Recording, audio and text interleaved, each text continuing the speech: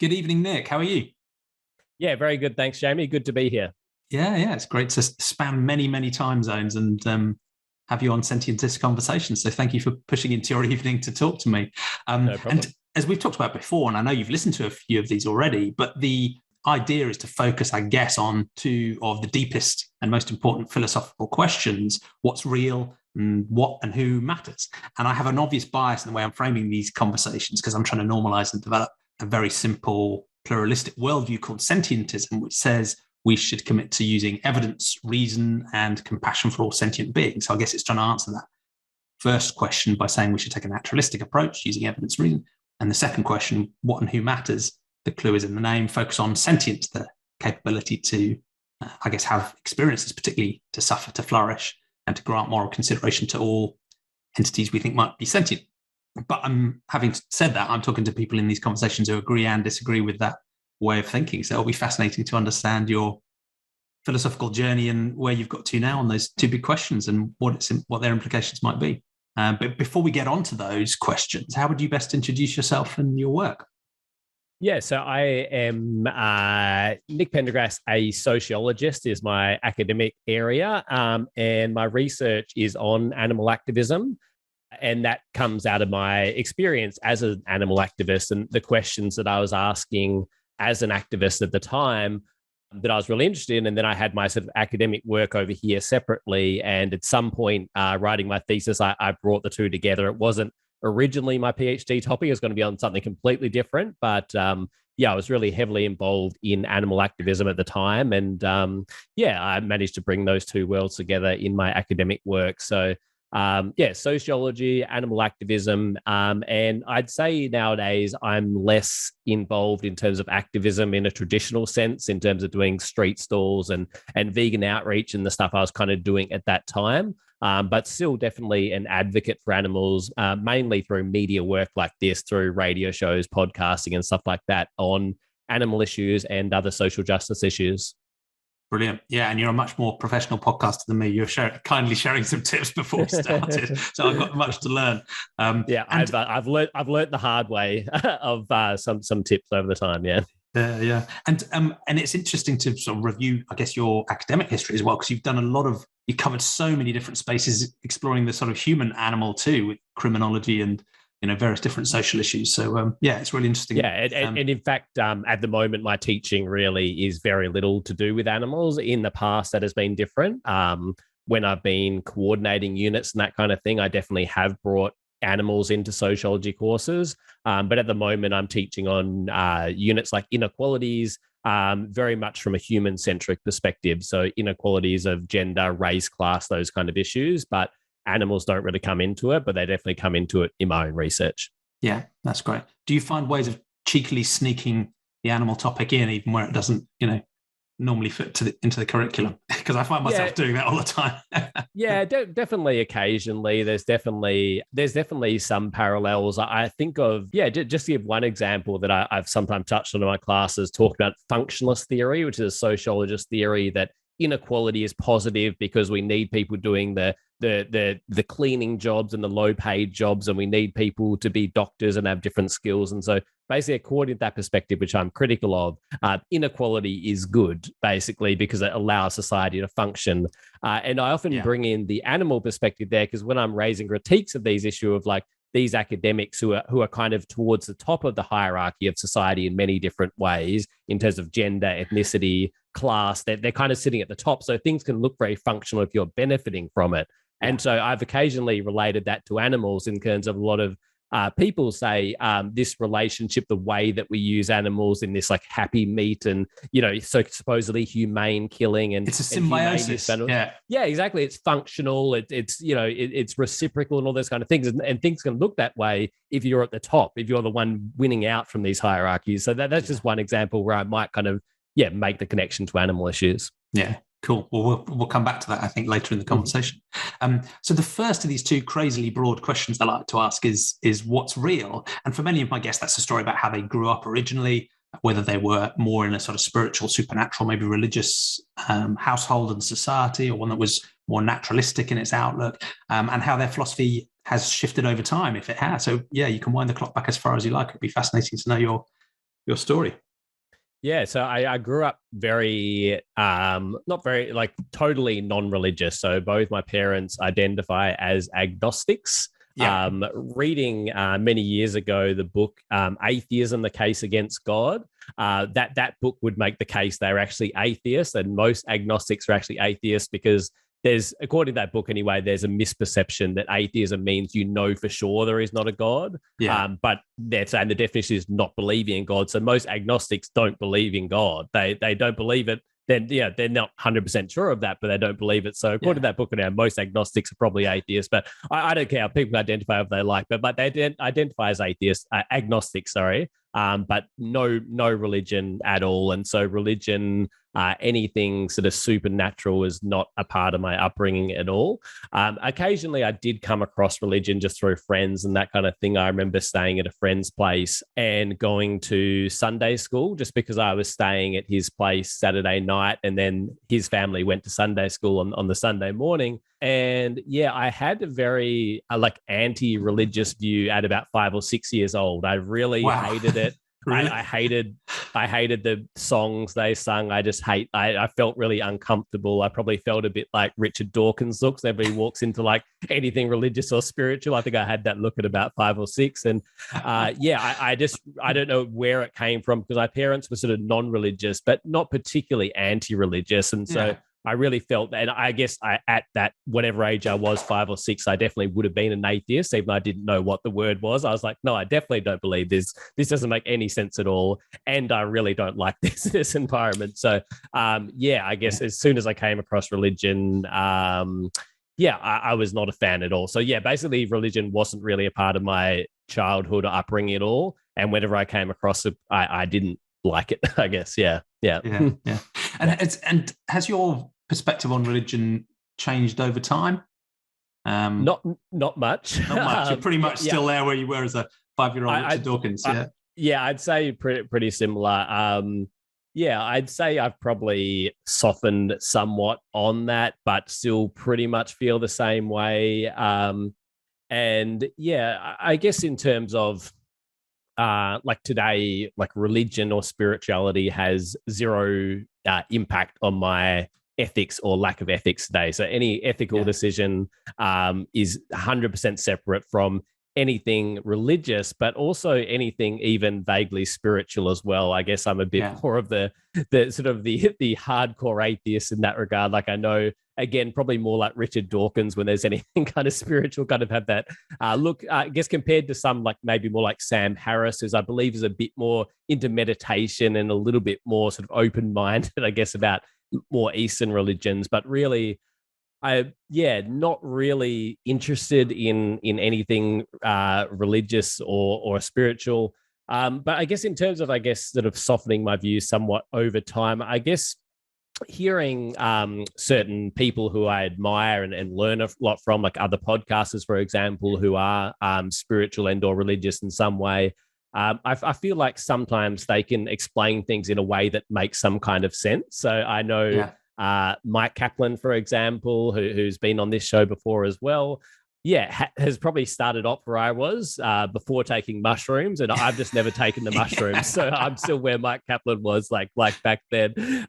But the way he explains it kind of makes some sense to me. I don't think like his views on spirituality are ridiculous or anything like that, but I haven't at all incorporated them into my, sort of worldview or perspective. And even religion, for example, I remember hearing a podcast on Malcolm X and his Islamic religion and thinking about the ways in which, these sort of rituals within the Islamic religion are sort of a way to make sense of the world. So even though there's all these different things happening around, these kind of things are constant. And so I guess from over time, thinking about the ways in which maybe I do have things in my life which aren't at all religious or spiritual, but might sort of fulfill that same function, even if it's just as simple as exercising and having a smoothie in the morning, or having these kind of constants in your life, and even things like spirituality as well. I don't really engage with anything spiritual, but I guess thinking about one thing my partner said was like a flow state of being like totally engaged in activity where you're not thinking about like what emails I have to respond to or what have I got on tomorrow. Like you're totally engaged with that. And for me, that might be ice hockey, for example. I play ice hockey, which is a very like intense sport. And I do have that flow. Yeah, I do have that flow state of like nothing else is going on. I'm totally focused on that, or maybe going to see a band and being at live show and having that kind of thing and really enjoying those experiences. And I was speaking to a friend who was a little bit more spiritual, and he was like, well, I call that flow state spirituality. And I was like, well, I don't, but I don't really care. I guess either way, we get something out of being in that state. So yeah. Still like definitely not at all sort of in that realm, like not even doing anything that might even be vaguely spiritual. I don't meditate or anything like that. But being a little bit more of seeing some of the function of some of these things, which might be religious or spiritual over time. Yeah. Makes sense. I think we're in a pretty similar space personally. And there are debates about what atheism and agnosticism means, so depending on how you frame that. I quite like the way of saying atheism is just the absence of a belief, but others will say that's warping the definition. It is stronger than that. So either way, I'm either an extreme agnostic or I'm an atheist. I mean, I don't really know where you put me, because I leave a little bit of wiggle room.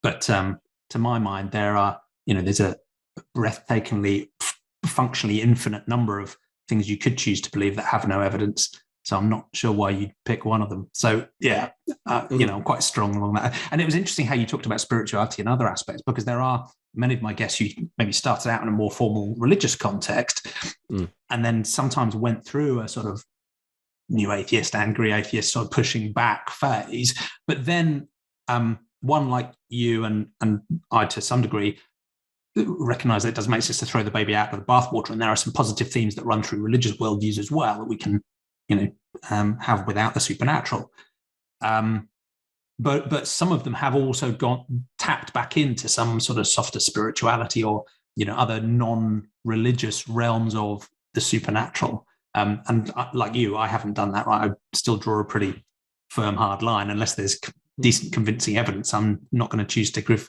meaningful credence to anything. But I think you're also right that there's often, we're good at coming up with words and terms. Of course, that's part of the fun of being human. But there's a lot of overlap there. There can be a lot of overlap between a naturalistic and a sort of supernaturalistic way of thinking.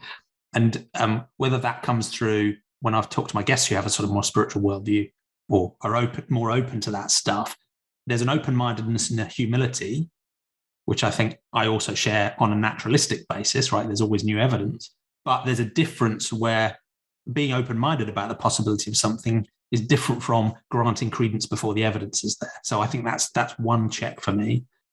There's also this thing about a sense of connectedness and oneness that often comes through that spiritual worldview, that sense that we are all one. I'm just part of a cycle, I'm part of a pattern, which again, I think you could agree with just from an understanding of physics, really. The classic Carl Sagan stardust thing. So there's some interesting overlaps there of different ways of describing what at root might actually be a similar sort of experience, whether we describe it as coming from a spiritual or religious place or a more naturalistic one. So that's interesting. Thank you. Yeah.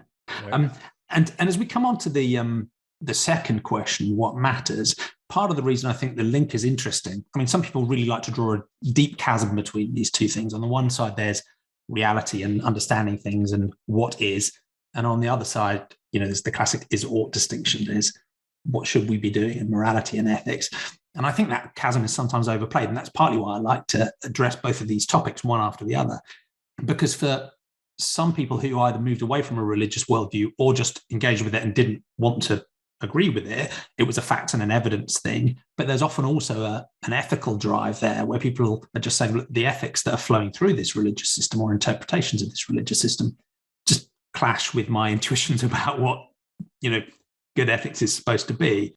And you talked about even at 5 years old, there was a hint that there was a bit of both of those. But is there a sense that it's more of a fact-based resistance, or are there also ethical themes that lead you to push back on a supernatural way of thinking or a religious way of thinking?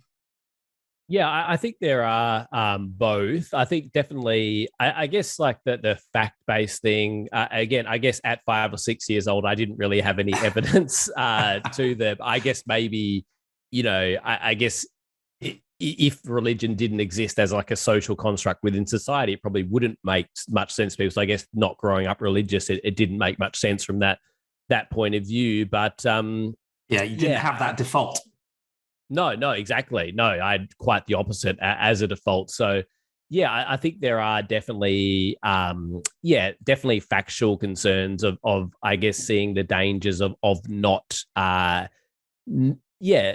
believing things regardless of the evidence. I see is quite dangerous in a religious context, but also it can definitely extend beyond the religious context, I guess, of like believing things without evidence. Yeah. And of course, like, we should be critical of, governments, of official perspectives, etc. But I think there is sort of something which is not necessarily religious or even necessarily spiritual, but can often sort of go with that of like, well, I just feel like this thing is that, like, just that sort of without evidence. And I think that can be quite dangerous when we're talking about, I don't know, vaccines, for example, is obviously a topical one at the moment. So I definitely have that sort of the factual, that sort of factual critique. And I think also with the evidence, and I perhaps maybe don't have the same level of open-mindedness as you, I guess, when it comes to investigating these claims, but maybe I should if I was more consistent with my atheism and rationalism. But it does remind me of a fan fiction book. My partner, she's a big fan of Harry Potter, and I'm a big fan of rationalism. So there's a fan fiction called Harry Potter and the Methods of Rationality, and it goes through all these like key themes in rationality, but with Harry Potter characters and that kind of thing. And so the Harry Potter character, his dad is a scientist, and then the issue of magic comes up, and Harry, from like all his training like in science, is like, well, let's do an experiment that can test whether magic is real or not. And his dad's like, this is too ridiculous. Like, let's not waste scientific time on this ridiculous question. And I sort of understand that like Harry probably has the correct perspective, but I'd probably be more like Harry's dad in that perspective. My partner has looked at studies of like out of body experiences and like how can we study this, like putting things on the wall and that kind of thing. And I do think it's kind of legitimate, but I just kind of feel like it is probably good from a scientific perspective to have those, like being open to these things. But I also kind of feel like there's more important questions to be investigating, I guess. So definitely that factual thing is a part of it for me. I think also the that sort of more ethical thing is definitely perhaps not really when I was so young. I hadn't thought of those issues, but as I got older and just started thinking about social justice issues when it comes to humans and non-humans as well, and I don't want to make any specific critiques of any particular religions. I know Richard Dawkins has got in trouble for saying the Quran does this and the Quran does that, and then never having read the Quran. So I think we get into, for those of us who just aren't interested in religion, like we get into maybe not the strongest territory when we start like trying to quote like phrases and stuff like that. So I'm certainly not saying this about any one religion. But just religion as a whole is generally relying on these ancient texts which were written before social movements for feminism, gay rights, etc. And so sort of going back to those, even though we can try and interpret them, try and cherry pick them in better ways, and I'd prefer people to do that, I guess. But I feel like it's a bit of an uphill struggle, and it's always kind of going to set us back in terms of progress, because we are going back to these things if we view them as human constructs that were written before these progressive social movements have had that positive impact of bringing society forward when it comes to gender equality, racial equality, etc. So I definitely see that more ethical objection to religion as well. And I think also from going to an atheist convention, this was back in 2010, I went to one, and there was a speaker, and his talk didn't go down too well because most people were just trashing religion, and he was a little bit more sort of nuanced, I guess. But he was basically just saying that, not believing in God and being anti-religion are two separate things. So you could not believe in God, but think religion has a positive social functioning society. And also you could believe in God, but also think religion has a very harmful impact. Are they kind of separate questions? And he was sort of arguing that the atheist movement, or whatever it is, it kind of often conflates those things. Like I generally sort of identify with both of those things of being like not believing and being anti-religion. But I guess so I guess both of those sort of go together, of the not believing in religion, not believing or seeing the dangers of believing things without facts, but also the anti-religion from, I guess, seeing perhaps it being holding back social progress. And I guess to give disclaimers as well, I guess at the moment in Australia, I guess the latest form of white supremacy has been anti-Islamic views, basically. So politicians who were talking anti-Asian rhetoric in the 90s, for example, have now moved on to, being anti-Islam. So when I say anti-religion, it's not to demonize any particular religion or even, wish any discrimination against liberal speech in general. I guess when I say anti-religion, I mean, I just don't, it doesn't have any role in my life, I guess. Yeah. Makes sense. And it is strange because, of course, in I think all religions, there are strong themes of community and compassion that run through them all. But again, on balance, I'm with you in that there are people who, and I think, all power to them, are trying to build on those compassionate roots and then cherry pick their way through to bring the religious ways of thinking, frankly, in line with modern humanistic or even sentientistic ethics. Great, all power to them, right?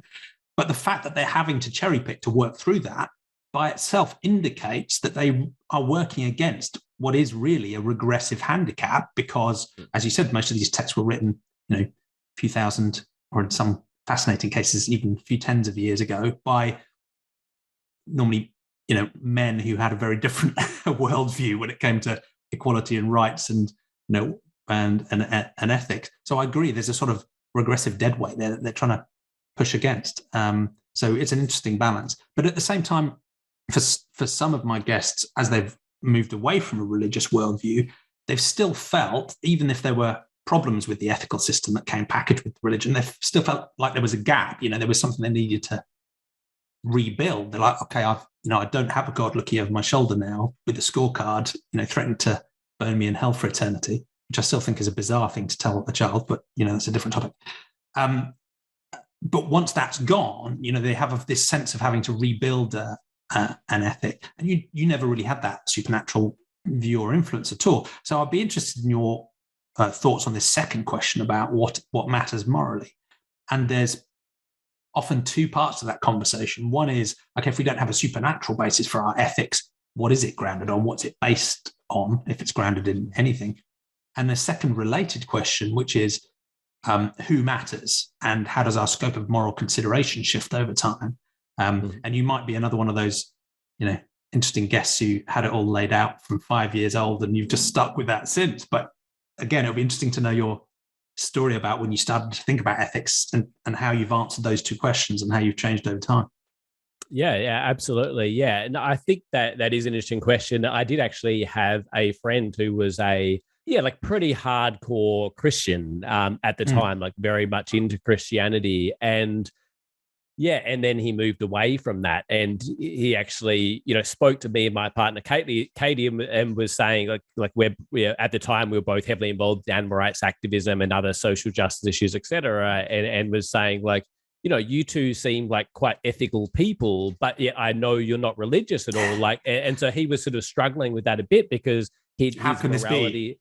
Yeah, well, I guess his morality had come through religion, and now he'd ditched the religion, or at least was moving away from it, and was sort of struggling with I do want to be a moral person. Like, he was is a very compassionate person and that kind of thing. But it was just, I sort of, while I can't relate to it firsthand, I understood that difficulty of these are where my morals came from, and now I'm moving away from that. Like, how do I be moral? Where do my morals come from? I guess for me, it never. Yeah, I guess I never really had that struggle. And I guess I would probably partly put that through to my upbringing, in terms of having parents who are quite socially progressive, quite liberal into social justice, etc. And so I guess all of that stuff came fairly natural to me. Having said that, I would say I was generally quite apathetic. Like, as a kid, I wasn't one of those kids who was like really into, like, I remember there was like an Amnesty International club at my high school, and I wasn't like, that's a silly idea, but I wasn't one of the students who was getting active with that club or anything like that. I was more into like sport, really, with like ice hockey and that kind of thing at the time, and still am, but yeah, with the justice as well. But so I guess I'd say I generally grew up fairly socially progressive, but also pretty much apolitical as well. So if I saw racism or that kind of thing, I thought it was a bad thing and something that needed to be challenged, like in my everyday life, but it wasn't anything that I kind of saw on a bigger scale or looked at politics or anything like that. The big turning point for me came out of, soon out of high school, was listening to punk rock music was my sort of gateway into politics, ethics, thinking about religion. Not that I really changed my views, but I guess listening to bands like Bad Religion, for example, just sort of further ingrained my views that I'd already had since a kid about religion, but just thinking more deeply about ethical and political questions. And around that time as well, there was, to sort of age myself, was the war in Iraq as well. And so, around that time, I went to my first protest against the Iraq war. So that was happening. A lot of the punk bands that I listened to were putting together compilations against George Bush, the US president at the time, and that kind of thing. And so I started just thinking more about politics, about war, about the environment, all those kind of issues. And so, that was sort of my gateway into actually being much more politically engaged. And it's fascinating because I think most people who probably don't know much about the punk scene would be quite shocked to hear of it being a gateway to ethics and political awareness. But there's obviously some really strong themes there, and it wasn't part of my life particularly, but one of my previous guests, Christoph Dont, again talked about his involvement in the punk scene and talking about straight edge and other aspects, actually in a similar way, being a bit of an eye-opener into thinking in a more radical way about social justice and politics and ethics. Yeah, that's right. Yeah, definitely. Yeah, that was huge for me. Yeah, again, like bands like Bad Religion, not just singing about religion, but singing about like environmental themes, anti-war themes, lots of different issues. Propaganda were another huge one. And their CDs were almost like reading like a political book or something like that, the information in there and everything. And it really just made me, just really think about everything, and not just think about everything in a philosophical way, but actually sort of want to take action on those issues. So, at the time I was sort of starting to think more about politics, and starting to go along to rallies with the anti-Iraq war rallies, like hearing about like Noam Chomsky through Bad Religion. They did a collaboration on a record and that kind of thing, and sort of hearing these names being dropped in punk rock songs like Noam Chomsky, Howard Zinn, and then going and reading those authors and that kind of thing. And so around that time when I was, again, at university, I'd often go along to the university open days, and I was really sort of hungry for information. So pretty much most of the stalls, refugee rights, anti-war, whatever, I just grab all this information and was just really into all, like right from the start, all those different causes. Like I was never like, this is the one issue, like all of them were important. And then I came across an animal rights stall with vegan stuff, and took all that information, that kind of thing.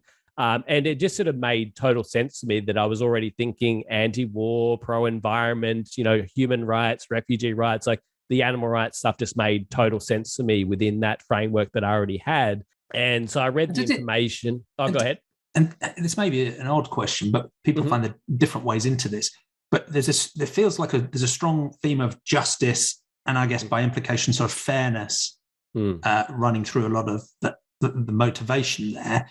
I don't know if maybe it can be the same thing, but with other people, they talk about it more from a perspective of, I guess, compassion and empathy and concern for the suffering of others. Is there a balance between those two? Are they one thing? Does it make sense to even draw a distinction between what was driving your thinking? Yeah, I'd say that's fair. But I'd say probably more around fairness than compassion. It definitely was compassion, but also I don't think I'm a particularly emotional person, so it wasn't. I think it was more like a rational, like that is morally not right. And again, I can't necessarily say where that comes from. As a sociologist, I think not only sociologists think this, but like our socialization, how we're brought up is very important. So I think sort of growing up in that sort of progressive environment. My parents had been involved in like feminist movements and anti-war movements and stuff like that, like in the 70s, etc. So yeah, I think even though I hadn't engaged with that stuff from a young age, yeah, I think I still sort of took on those ethics as like positive things. And I think even like more so the animal stuff, actually, even though as a kid I did eat animals, I remember I think I really sort of challenged the human animal hierarchies. I remember even like silly little examples, like our dog, my dog Dommy, when I was a kid growing up, me and my brother would like worship her like a queen kind of thing. Like she should be treated well. Like it wasn't this idea of like, you're below us. It was like, yeah, you're your highness. And yeah, just little things like my mum would say, like, no, she can't be in the kitchen. I'd be like, she can go wherever she wants. Like that, it's like, it's not for us to say where she can go and where she can't go and that kind of thing. So even resisting speciesism to an extent, even as a kid. Yeah, exactly. Yeah, it didn't make sense that I was above my dog, for example, even though, again, I was still eating other animals.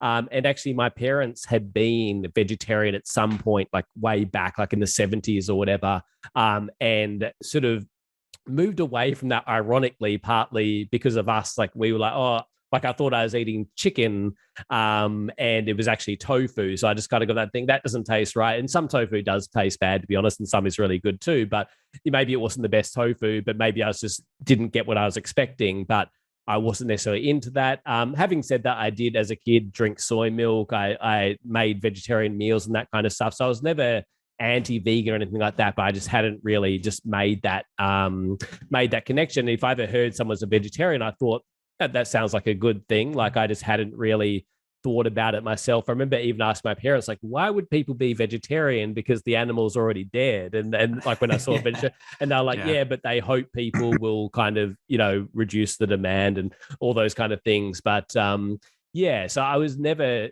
I think I was always pro animal and always, pro whenever I thought about it. Like that's a pretty good thing to be vegetarian. I wasn't one of those people who mocked it, but hadn't really put it into practice. And then, read that information, became vegetarian, and then years later became vegan. And was that because in a way, the way you described before you went vegetarian and vegan is where most people are, because in a sense, I think most of the 7.8 billion people on this planet, in theory, would agree with this sort of sentientist ethic where they say, look, any being that can suffer matters and we shouldn't needlessly cause suffering. So they probably agree in theory. But as we know, given the weight of social norms, turning that into practice, particularly around food and product and animal product consumption, is a journey that so far most people have just not taken for a variety of reasons we'll come back to later. So for you, was there like a moment where the light went on? Was it a long process? And was it difficult intellectually, emotionally, and socially as well? Or was it just, pretty straightforward? It was fairly straightforward. I guess the going through that process, like, my partner at the time, who was probably more like emotionally affected by it, was like, I'm going vegetarian right away. And I was never particularly into or invested in eating animals particularly. And so I remember just having initial thought of like, well, like I'm happy to be vegetarian like all the time, but maybe if I'm out and that's all that's available, maybe I would eat the meat. So I guess that's the sort of the social side of not kind of wanting to stick your neck out, even though I would say I was, particularly again through the punk music, I think like often the way we grew up is always like, I don't want to stick my head out. I don't want to be different. I want to be normal. I want to fit in. And I think like punk rock is quite the opposite. It's like it celebrates being individual, hopefully in a positive sense, not in a negative sense, not like individualistic. I don't care about anyone else, but like celebrating that people can be different, and that's a good thing and a positive thing. So I think I was feeling like less like that in general, of wanting to conform. But I do remember having that initial thought, but quite quickly I went vegetarian. And then it did take me quite a few years. I was about 3 or 4 years as a vegetarian, and then eventually became vegan. So it is kind of it was, I guess, a long process. It wasn't long for me to change my habits, but it was quite a long process to actually go vegan, which was what the pamphlets were discussing. So and I think partly that could relate to a lot of the literature I read was kind of a little bit sneaky in a way, that they were talking about veganism but using the word vegetarian, which I feel like is probably less common than it was at that time, like in the early 2000s. Like a lot of organizations come right now out and say vegan, but I think because I was just hearing like vegetarian, like occasionally vegan, it was kind of like, well, vegetarian's pretty good, so maybe I'll do that. And then just being reminded of the egg and dairy issue, if I already knew about it, just being reminded of it later on, I cut that out. Yeah. Well, you say yours was a long journey. Mine took a lot longer than that. So so I went vegetarian, early mid-20s, and then it was a couple of decades later before I went vegan. So and I think longer, and I had less of an excuse. I think there was something about vegetarianism just being talked about as the thing, but I've just discussed it on previous episodes of this as well. Almost embarrassingly, it was partly calibrated by social norms, in a sense. I thought felt at that time vegetarian was weird, but not super weird. It felt like veganism would have been a super weird thing to do. So I almost sort of deliberately held myself back. And there was, as with you, just learning and relearning the facts around dairy and eggs. And as one of my first guests called it, liquid meat. Sort of recognizing that in terms of the choices, there really is very little difference between the implications of your actions. So it's interesting how those. That is actually, bring it back to punk rock, that is a propaganda song. Liquid meat is still murder. Oh, is it? So there you go. Yeah. There you go. That's fascinating. Thanks. And the where you've got to now in terms of your scope of moral consideration sounds like it's similar to mine, in that it's you might say human and non-human animals. I guess more technically, I'd draw the boundary using sentience, i.e. this capacity to have experiences, to suffer or flourish, which does differ a little bit from animals, because you can imagine the super simple animals like maybe a sea sponge that has no nervous system at all. I'm pretty confident they're not sentient, but generally I think there's a pretty strong overlap there. Now, some people will criticize that sentiocentric view and say, look, you've gone too far, you need to pull it back to humans, a sort of anthropocentric stance, and you and I will both disagree with that. But some people go the other way. And one of the first times the word sentientism was used was actually to criticize it and say, look, you guys are just discriminating. Again, it's another form of discrimination, because you're discriminating against the stuff that can't suffer. So some people will go to biocentrism or ecocentrism, caring intrinsically, morally about things that are living but not sentient, i.e. plants. Although we could have a discussion about plant sentience. As vegans on Twitter, we're used to that challenge all the time. What about the plants? What about the poor carrot? Anyway. Or an ecocentrism, a sort of holistic way of thinking that says, actually, no, the ecosystem, the habitats, the rocks, the rivers, the trees, the mountains, everything matters morally. What's your thought about going beyond sentience? Do you, what's your, Yeah, I guess to frame it, so I guess I would say that, and perhaps this comes out of like punk music as well, but politically identify as an anarchist. And I would say that comes from rejecting hierarchies. That's sort of the way I see anarchism, like not just hierarchies between the political class and citizens, for example, but also hierarchies are based on gender or ethnicity or species. Or so I kind of see anarchism as kind of consistent with sentientism. But I mean, I know previous episodes you had, like, I don't think you have to be an anarchist to be a sentient. I see some parallels there as well. But I definitely would. I wasn't familiar with the term. Like, I was aware of sentient animals, etc. But I wasn't specifically aware of that concept of sentientism until listening to your show. But I definitely do identify with it, and I guess I should, thinking about that idea of anarchism and rejecting hierarchies, I guess from rethinking it in the context of sentientism, I would say rejecting arbitrary hierarchies. Yes. And so, I definitely connect with that for sure. And I was kind of having a think about that of do I care about deeply on individual, like an individual tree or an individual plant, etc. And I don't think I do, or at least I don't to the same level as I would about an individual animal. There are certain examples, like here I'm in Victoria in Australia, and there was a recent example where a sacred indigenous tree was chopped down, and that was something I was concerned about. But again, it comes back to Sentientism, because I was concerned about that as more of a human rights issue, like for that Indigenous group that was culturally significant for them, more than like any tree just being chopped down in general. So again, I think that can be an objection that can be linked back to sentientism. I'd say, I was introduced to this kind of thinking with the light green and dark green forms of environmentalism. So light green is we want to preserve the environment because we want to keep living, or for our grandchildren, that kind of very human-centric perspective. Yeah. And then there's deep green, which is the environment or the non-human world has value in itself. And so I was always like, I'm definitely in the deep green side of it. But then even within that deep green, there's all kinds of debates and disagreement. But I definitely come more to the sentientism side of that.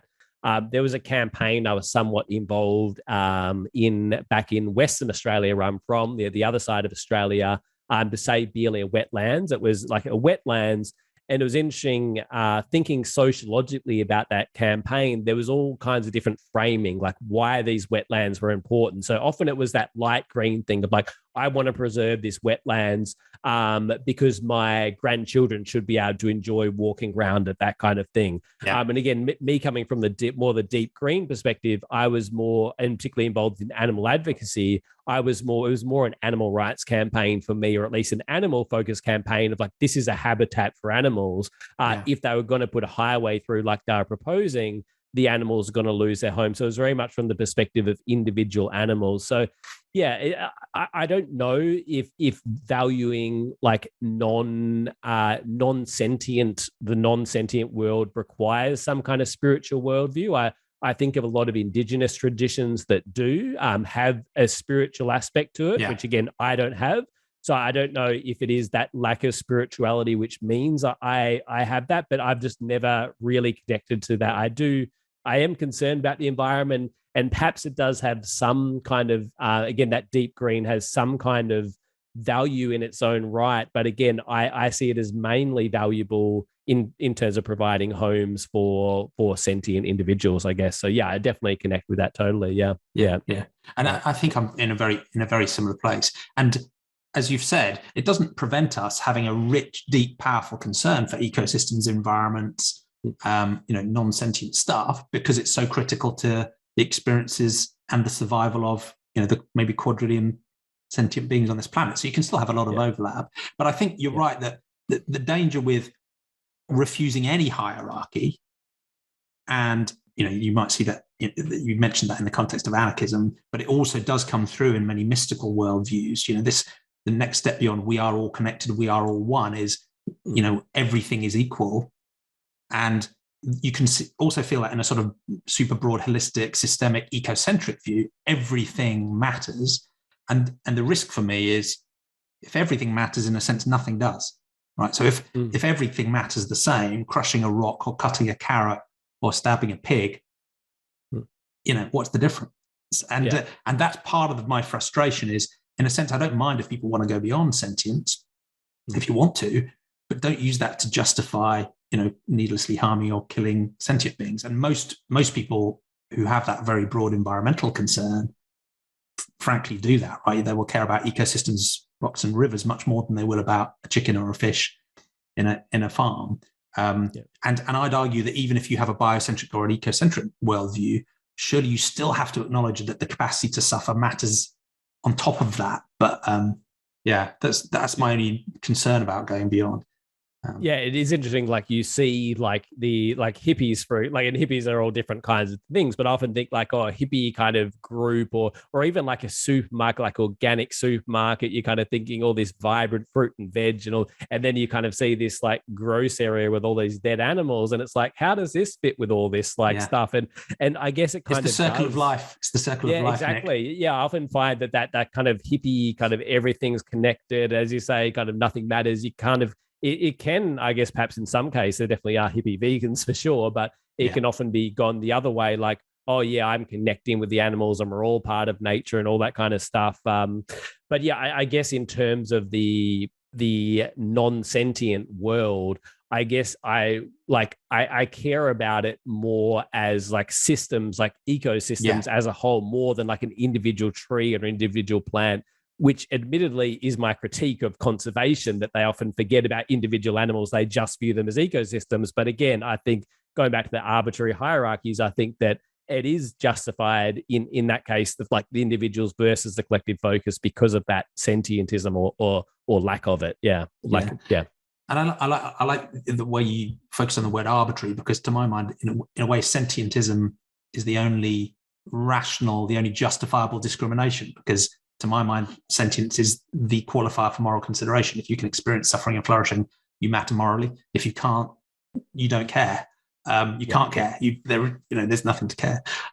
So I think, in that sense, I'm fine to respond to that original criticism. Say, yes, we are discriminating, and it's not arbitrary. It's completely well founded, and it's almost baked into the definition of a naturalistic morality.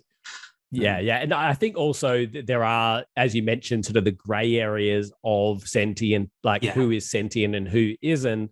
And I guess, as a sociologist, I'm not particularly qualified to sort of engage with exactly where that line is drawn. But I guess just as an individual and my consumption habits or whatever, I always try and err on the side of if something might be sentient, I'll avoid consuming that.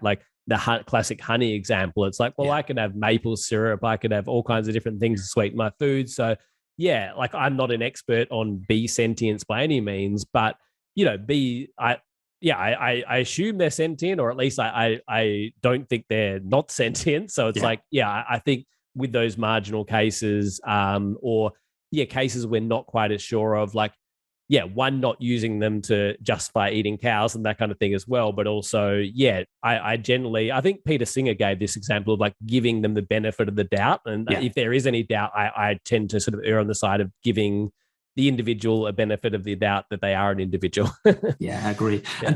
And in a way, I'm trying to frame this sentientist idea as very pluralistic and very basic. So it literally is just that naturalistic commitment and a sentiocentric compassion, nothing else. So in that sense, it doesn't actually tell us what types of entities or species or beings are sentient. It just says, follow a naturalistic approach. So to my mind, that should lead you to have, probabilistic credence in something sentient. You're never 100%, I'm not 100% sure you are sentient, but I certainly give you a 99.99% credence. So it should be probabilistic. It should be provisional, because we're always learning more. I know some people at the moment who are trying to, in non-invasive ways, understand whether bees are sentient and to what degree. And their conclusion so far is it looks pretty likely, actually. So it's, I guess, probabilistic, provisional, but I'd also agree with you that you need to add prudent to that list, where there's a potential ethical impact, giving the benefit of the doubt, and is super important. So I'm the same with you, whether it's bivalves or insects, or I'll err on the side of caution in terms of practical choices. So one final question I wanted to ask before we move off this what matters thing, and I ask you to solve all the world's problems in 10 minutes, is when we're thinking about what matters, often there is this sense that there's human ethics over here, even though humans are animals, and then there's non-human animal ethics and causes over here. And there's often a lot of sensitivity and controversy and difficulty in working out whether to talk about the intersection of those things, both within the human space, but particularly across the species, or whether it makes sense, or whether it's appropriate or even ethical to draw parallels, or whether we should keep them segregated, or if that segregation itself is speciesist. So in that sort of horrible, controversial morass, how do you think about intersections between different forms of, I guess, oppression or ethics as within the human species and as they span across into species? Yeah, I think the connections are definitely there and are really important. But I do think as animal advocates, we should be cautious about how we go about making those connections, both on philosophical grounds, but also practical grounds as well, because I think sometimes the connections perhaps can be philosophically valid, in that it would probably hold up in an academic journal or something like that.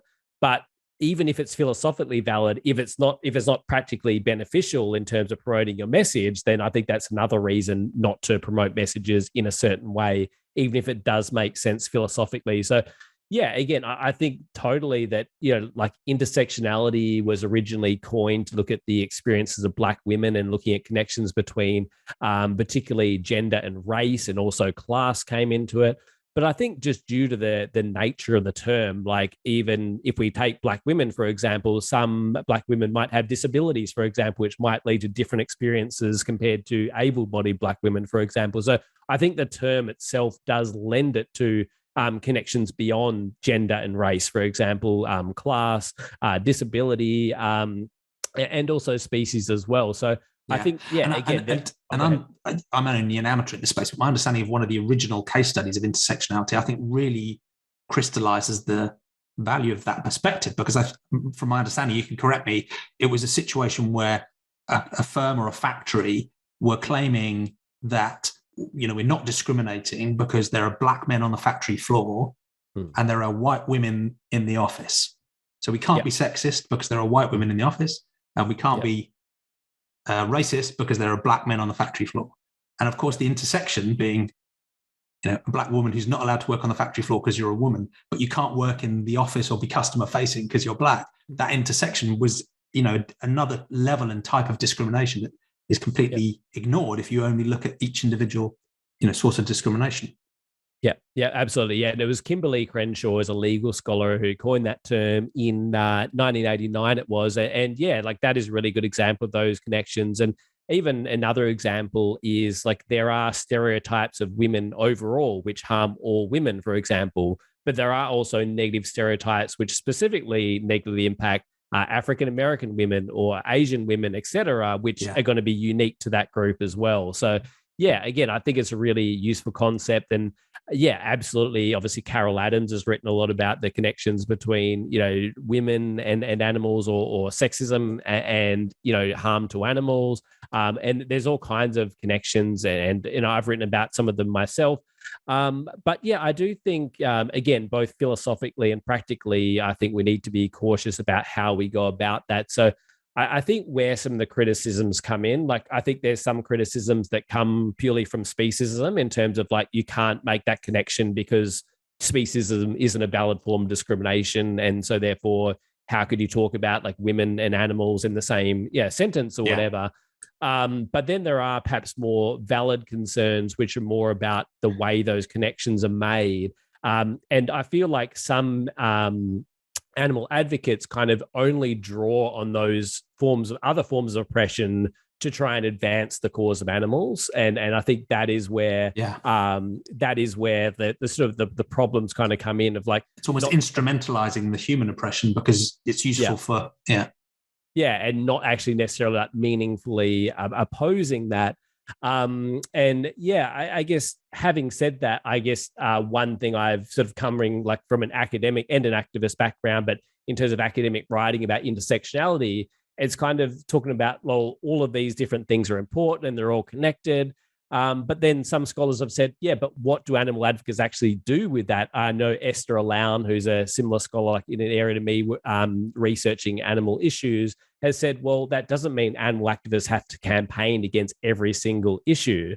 And so that kind of got me thinking about, what does it actually mean to take that seriously? And so I've, sort of based on the work of another legal scholar called Marilyn Decker, who's written about PETA and their campaign, sort of based on her work, I've sort of set these, sort of minimum standards for animal advocacy in terms of taking those things seriously, which means that, again, according to Decker, and I tend to agree with this, it's acceptable to spend 100% of your time campaigning for animals, but it's about recognizing the legitimacy of human oppression, and also not contributing to human oppression in your campaign. So, obviously, you can do more. You can make coalitions with other groups. You can also spend time advocating for humans, etc. But that is a base, absolute minimum kind of standard in terms of meeting the minimums of intersectionality. So, I think if you are talking about other forms of oppression, not just using, I don't know, whatever it is,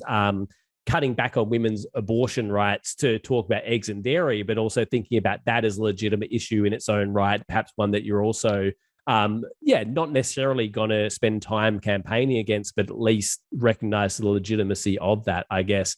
And I guess I also want to link this a little bit to sort of very sort of, either or kind of thinking within the animal movement and beyond as well. I feel like a lot of the time vegans in particular are like, I'm vegan, I have the information, and I need to convince everyone else to go vegan.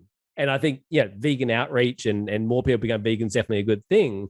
But you mentioned the humility at the start. I think we also need to go, well, that person isn't vegan, but maybe I could learn about feminism from them. Maybe I could learn about issues around disability from them. So thinking about that kind of two-way flow of information, and very similar in the atheist movement, which again, I probably am fundamentally sort of on board in many ways, but I think they also, some people within that movement have a very simplistic view of like, religion is the problem, and kind of reduce conflicts, Israel, Palestine, or whatever, down to just religion, when there's so many other things going on. And you can also get that thing of like, I'm doing the right thing, I'm an atheist, so I just need to convince the other people. So you sort of get this very, I find it quite boring, because you already know this information and you just feel like you're going that, rather than this kind of two-way flow of information.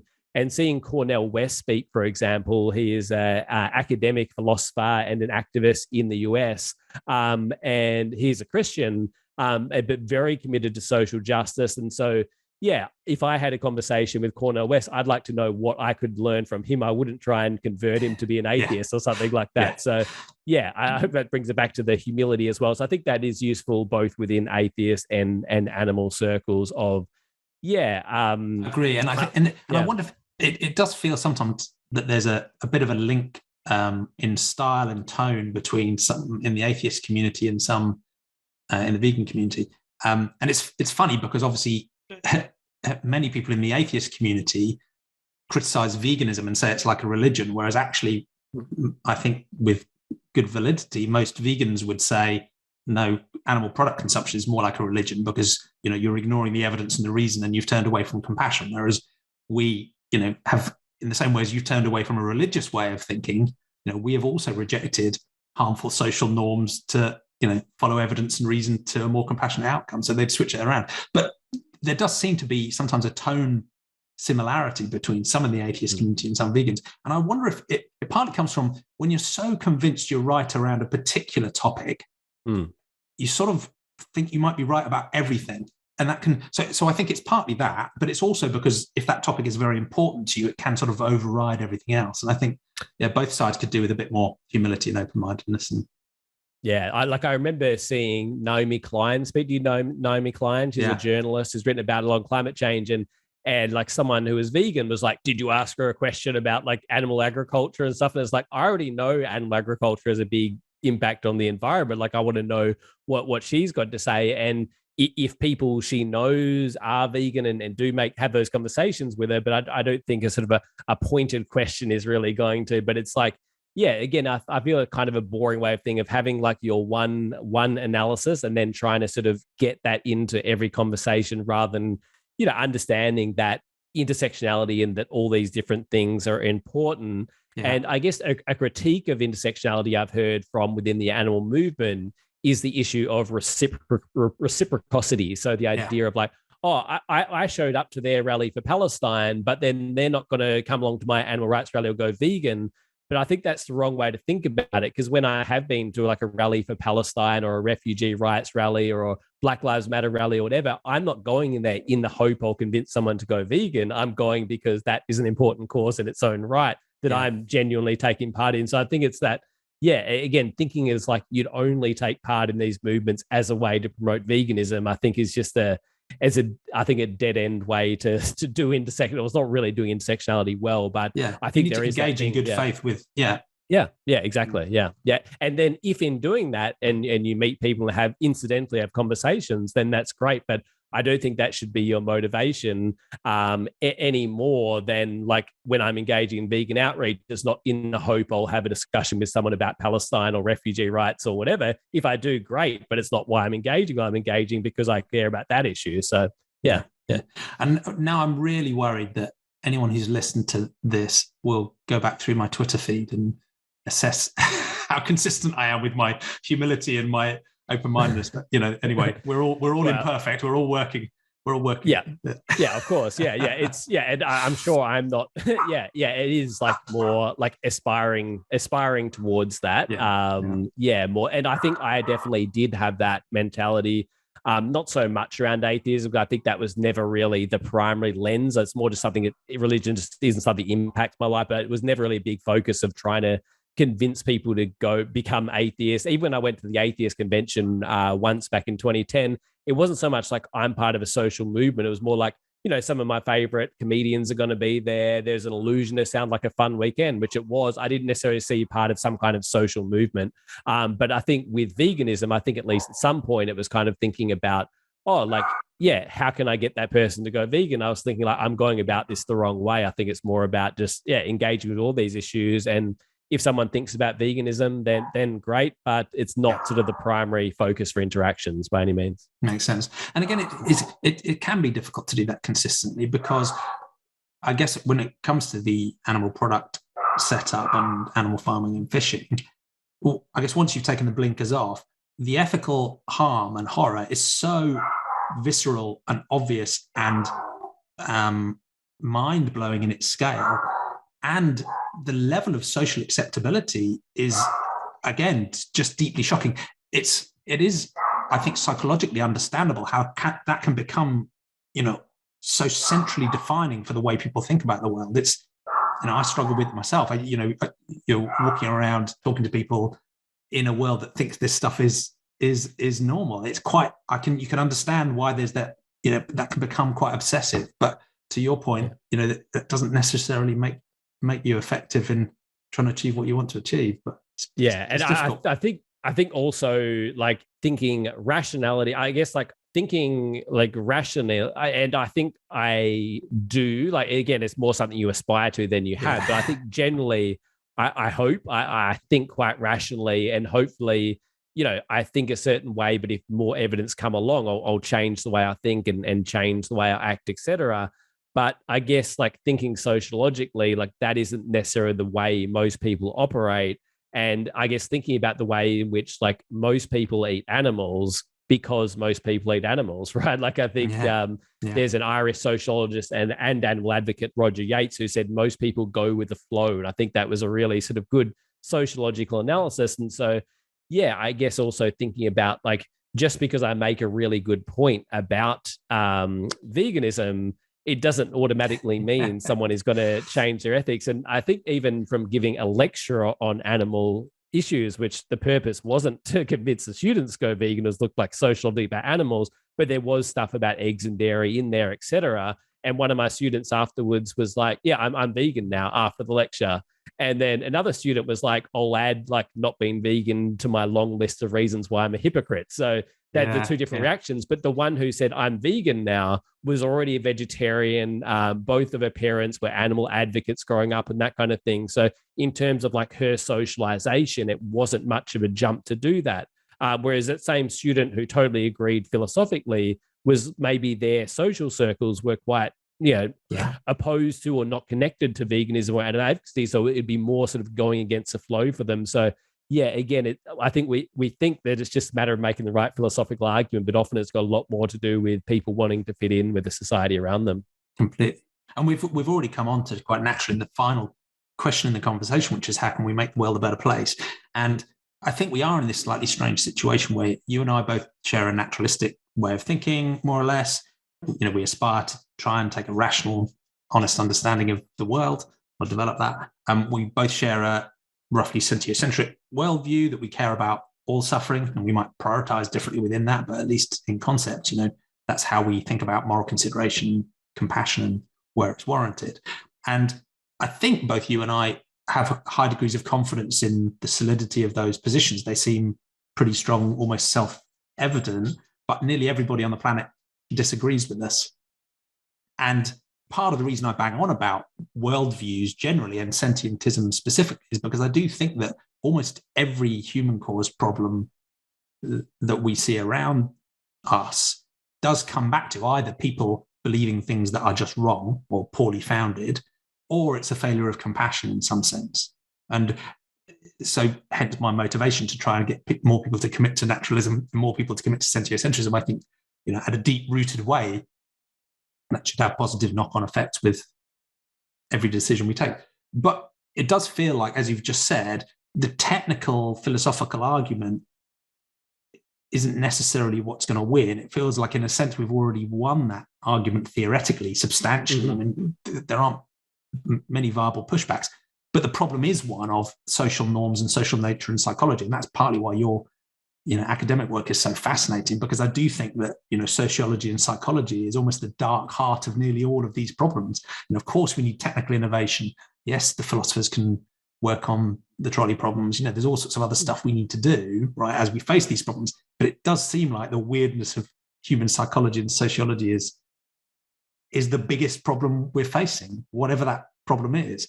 So in that context, where would you take the conversation next about how, is there a vision of a utopian future you think we can get to? And given that weirdness of human psychology and sociology, how can we most effectively drive change? It's an unfair question to ask, but No, it's definitely something I've thought a lot about, and I think I've changed, quite a bit, even in my academic work, my focus of this. So my research, my PhD thesis started out of questions I was asking as an activist. And basically, in my early days as an activist, I went to the local center and kind of did whatever we were doing. It wasn't so much a thought of like, this is the most effective campaign or this feels the most right to me. It was like, that's what's happening, so I'll just get involved in that. So the very first campaign I was involved in was encouraging people to eat free-range pigs. That was the campaign at the time. And then I started to, from listening to Vegan Freak Radio, which is a really old reference. That was a podcast around 2007, 2009 or something like that. Gary Francione, Roger Yates, Paddy Mark, these different speakers all sort of questioning these sort of welfare approaches to animals of free range, bigger cages, etc. Yeah. And I was like, this doesn't really sit right with me. And even having those conversations, like I remember someone was saying, like, when I gave the flyer that I already eat free range, and I was kind of like, okay, like I didn't feel right about that. And so I kind of switched from that more sort of welfare focused consumption advocacy to vegan advocacy of individual vegan outreach. And I definitely did feel a lot better about that, because I felt like I was talking about what I felt I was more effective because I was talking about genuinely what I believed rather than stuff that I didn't really believe in. While certain things could be better, it's not an ideal state of affairs by any means if animals are still slaughtered but have a bit more space or whatever else. So I felt I was more effective and just felt better about that form of activism. So that was the sort of key debate that I was thinking about and led into my thesis. And so that was sort of questions I was asking as an activist. And I still like individual veganism is really important to me. And I think individual vegan outreach definitely has a place within the animal movement. But my thinking over the last couple of years has kind of shifted more from individual veganism towards a plant-based food system. Animal Rebellion is a group over in the UK. Harley McDonald Eckersall is with me on Freedom of Species. She regularly contributes to the show with what they're up to. And I think they're a really inspiring group and have led me to kind of thinking more in that way.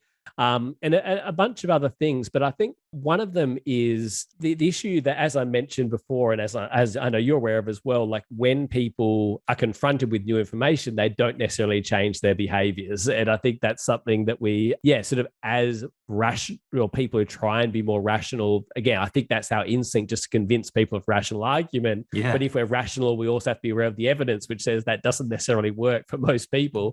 Like in your case, doesn't necessarily work for a long time as well. I was actually in a book chapter I've been working on recently. I was reading the paper Meat-Related Cognitive Dissonance, the Social Psychology of Eating Animals. That's by Rothgerber and Rosenfield from 2021. Basically they were saying exactly what I said, that basically when people are presented or when they feel uncomfortable about eating animals, there's all these different strategies people have to kind of try and justify it, even though they feel bad about it. So if you kind of raise that dissonance or that hypocrisy, I guess, that most people are pro-animal views but still eat animals, when they're confronted with that uncomfortableness, there's all these different strategies that people do rather than changing their behavior. And I think like the article goes through perhaps some ways or touches on some of the ways we could maybe work around. And I think that's generally our approach in the movement of, how do we get around that and what's the best way to overcome that?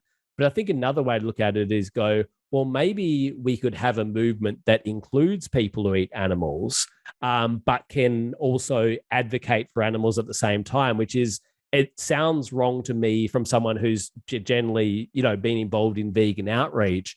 But if we think about other social movements, when we have people at environmental rallies, all of them are using fossil fuels. Yeah. But yet they're still protesting against fossil fuels and talking about the need to move away from fossil fuels at the structural level, criticizing companies, governments, etc. Couldn't we have the same thing with animal advocates as well? Couldn't we have people who are consuming animals on the individual level, but recognize the environmental, animal rights reasons of shifting towards a plant-based food system and talking about that transition as well? So I've kind of moved in that direction a little bit of, again, not to say this should be the only thing, but maybe we should be looking more at that structural issue. And I think the more that we change the food system to something that is more plant-based, the more it'll be easier for individuals to make that choice. Because again, it isn't necessarily a rational choice. It's about what's easier, what's going to be fitting in more. So that idea of people could be advocating at the structural level, more vegan options at schools, more vegan options at restaurants, government ending subsidies for animal agriculture, those kind of things. But yeah, having said that as well, sort of arguing myself on this issue, in Australia, for example, we've got a government that's very weak on climate action. So I'm definitely not going to hold my breath for the government to switch to a plant-based food system for Australia. So I think it is absolutely worth doing those individual things, because we can't necessarily wait for governments either. The urgency is so, it is so urgent, both for the climate change, but also for the individual animals. So it's definitely worth becoming vegan and encouraging veganism, just as it's worth trying to move away from car use and those kind of environmental steps. But I guess what got me thinking about this issue is seeing a lot of right-wing critiques of climate marches. I don't know if you've seen these photos around, but they'll show that everyone has plastic water bottles, or they'll show that people ate at McDonald's after the Extinction Rally or whatever, Extinction Rebellion rally or whatever it may be. And therefore that sort of invalidates the protest. And I'm like, well, it's not really about them. It's more about that structural shift away from fossil fuels. Whether they have plastic bottles or not, whether they eat McDonald's after, is really besides the point. Yeah. But a lot of our messaging within environmental movements is kind of this oppositional force of like, you say you care about all this stuff, but yet you're still eating animals, and that has a big environmental impact. And I just think that messaging isn't going to be particularly useful when it so closely resembles these right-wing, often climate-denying critiques that is dismissing protests based on supposed hypocrisy from the environmental activists. So thinking about how... And you're sort of making that, you're playing into that, making it easy for that criticism. If you're pretending to be perfect, it's very easy to get, that perfection undermined. Whereas if we can recognize that no one's perfect and we're, captured within systems and we have limited influence, and we're trying to make change, you're not a target to that very simplistic challenge. Yeah, exactly. Yeah. And that's why I think definitely, like on an individual level, definitely the less animal products you consume for the environment is absolutely better, and for individual animals even more important. But yeah, again, I think most people know that environmentally, like the less you drive, the better for the environment. But we can still kind of unite behind those new demands of no new fossil fuels, for example. And could we do the same around animal agriculture? People are eating animals to different degrees, but recognize the environmental importance, animal rights importance, and have that, like those kind of structural campaigns of no new animal agriculture, for example, just as we have no new fossil fuels. Yeah. And I think one of the reasons people sometimes are hesitant about those styles of activism and driving change, and even the humility we talked about earlier on, is because they're worried that if we're a bit too humble, a bit too open-minded, we're meeting people where they are, we're recognizing that change happens over time, it isn't something you can switch on, we're recognizing that systems are complex and people are part of them, that we end up softening to such a degree that we forget the moral imperative that's driving the whole exercise in the first place, which is taking the perspective of the individual victims. And I think you can reconcile that by thinking through the effectiveness of the change we're driving, which I agree, requires this realistic appreciation of the social and systemic change, but never forgetting the underlying philosophical moral stance that does identify with individual sentient victims and what's being done to them needlessly, and making sure that's still the lodestone. That's where we're driving towards. So we don't end up in some sort of welfarist dead end where we've re-engineered, pigs to emit slightly less methane and give them a bit more space, and now everyone thinks it's fine. So I don't know if that's a sort of a resolution to where we can be effective in driving change without losing sight of, I guess, the philosophy and the ethics. Yeah, I think so.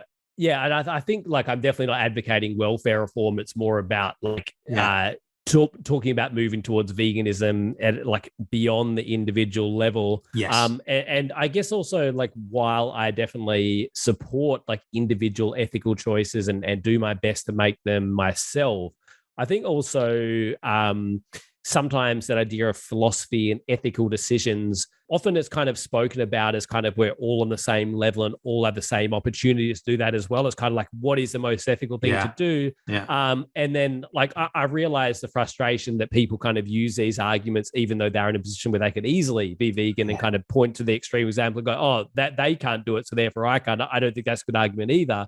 But it kind of ignores the fact that we have different levels of opportunity to make ethical decisions, however we define ethical decisions. It's philosophically that's right, but I live in a rural area and there's much less vegan options than myself, who lives 5 minutes walk from a vegan supermarket. So it's thinking about geographical location, class, all those kind of issues kind of shape. And I think sometimes if we view those issues purely through individual ethics, we kind of gloss over some of those issues. And I think also some of the studies I've recently found, half of Americans support banning slaughterhouses, for example, is a strange one to me. And I think there was some Sentience Institute research. Fascinating. Yeah, that's right. Yeah. And the global climate change study, I can't remember who it was by, but about 30% of people support plant-based diets to address the environmental, the promotion of plant-based diets. So I feel like most people are on board philosophically, which is different to when I started doing advocacy in the early 2000s or whatever. It was it early 2000s? Yeah, probably, no, later 2000s or 2010s or whatever. But yeah, it most people are on board philosophically, and in terms of why people don't put that into practice, there is sometimes just a lack of will or lack of motivation. But yeah, for different people, there's some kind of a mix of legitimate concerns and less legitimate concerns. And yeah, I think just that idea of sort of viewing things purely philosophically and individual ethics can kind of overlook some of those inequalities, I think. Yeah, totally agree. And I wouldn't want to, some people drop into a somewhat patronizing tone where they're saying, look, the masses can't understand philosophy. And I'm like, that's bullshit, right? Because I think everyone has the capability to understand the stuff we're talking about. And I think the latent ethics that you talked about in those surveys indicate that many people are sort of there already. But at the same time, most people don't have the luxury to spend an hour and a half, talking these through on a podcast. People live in different social contexts. They have different environments around them. They've got different pressures on their lives. Those are also, reasons why you can't just expect, a philosophical argument to be the most relevant thing or the thing that will drive change. In some way, you've got to help make it easy and straightforward and socially acceptable for people to do, take better ethical decisions.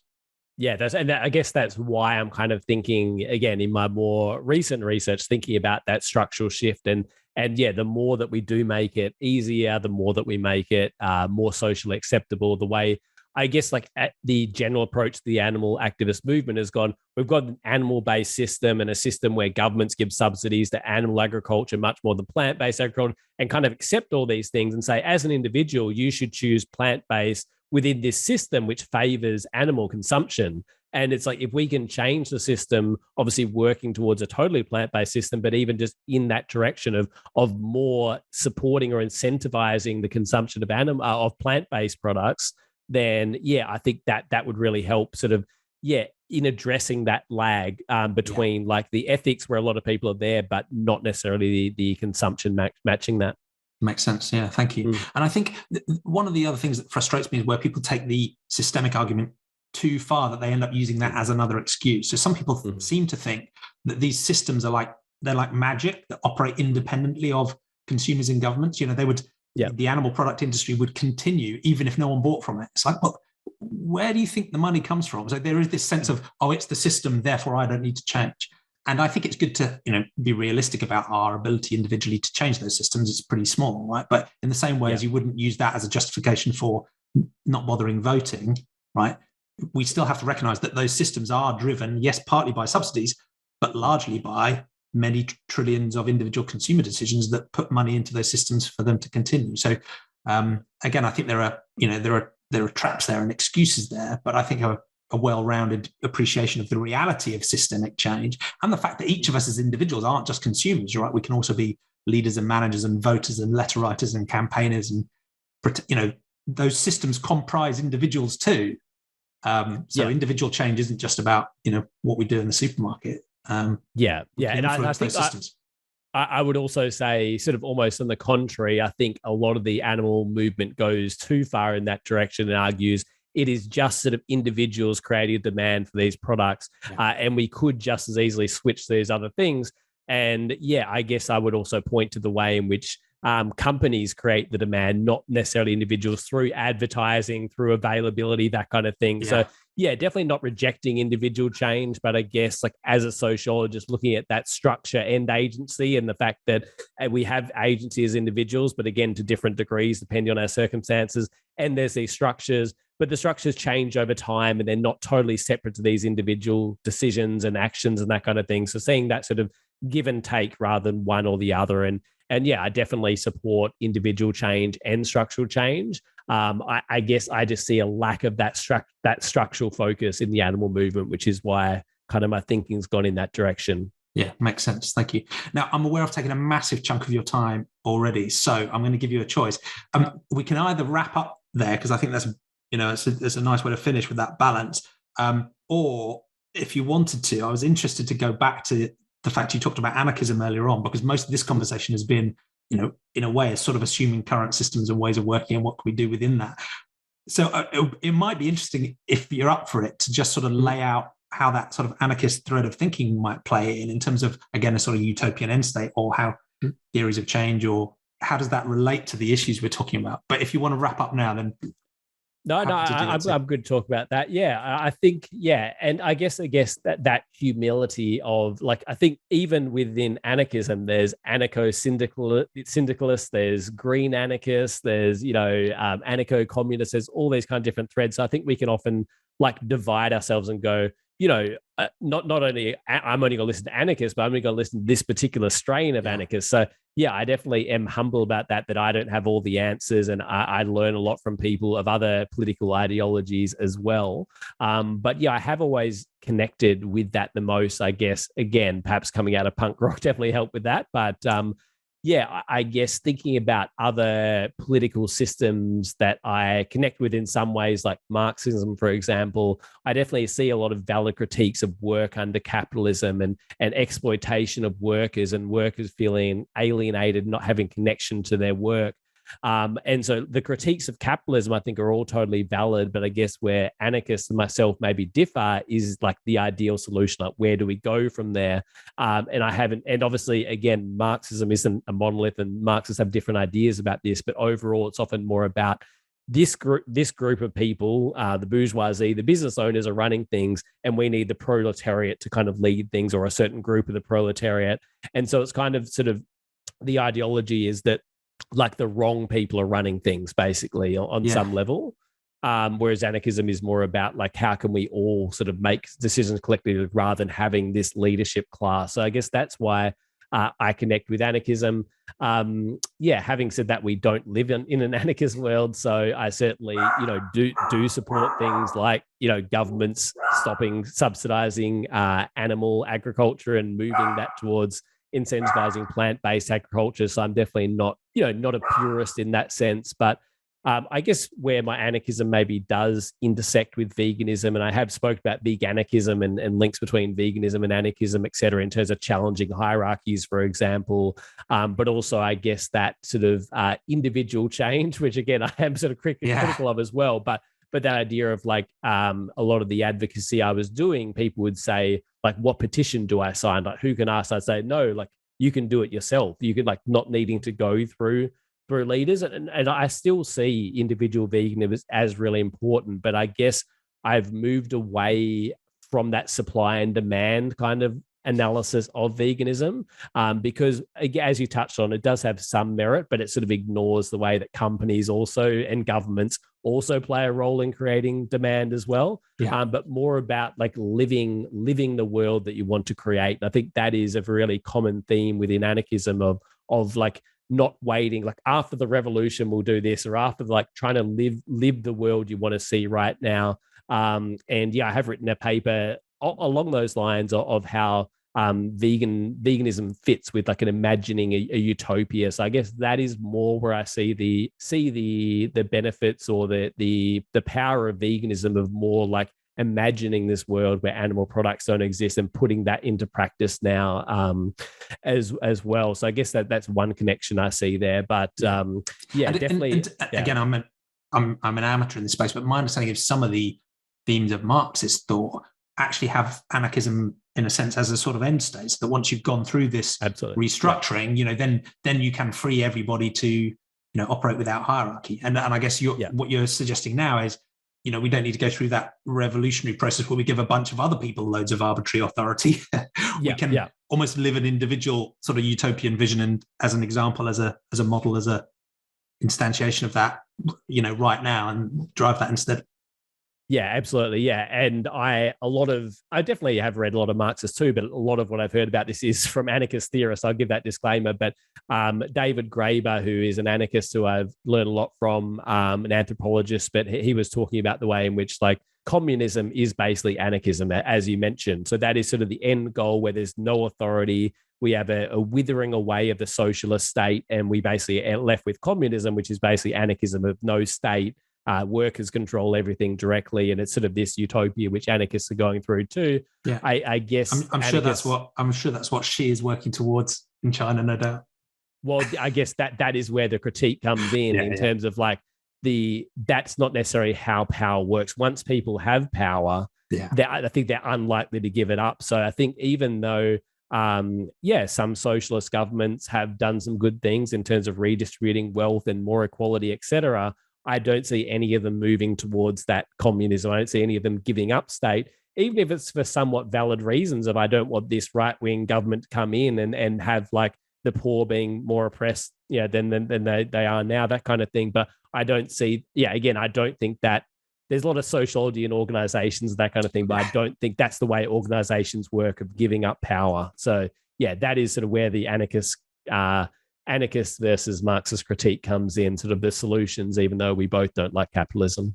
Yeah, like it. Thank you. And I love that idea of sort of trying to live the utopia yourself now, not waiting despite the challenges that may throw up. Yeah. Well, that's been an absolutely fascinating, broad-ranging conversation. I think we've answered what's real, what matters, and how to fix all the world's problems in an hour and a half. So it's been an inspiration to talk to you. What's the best way of people following you, learning more about your work, subscribing to Freedom of Species and your other show?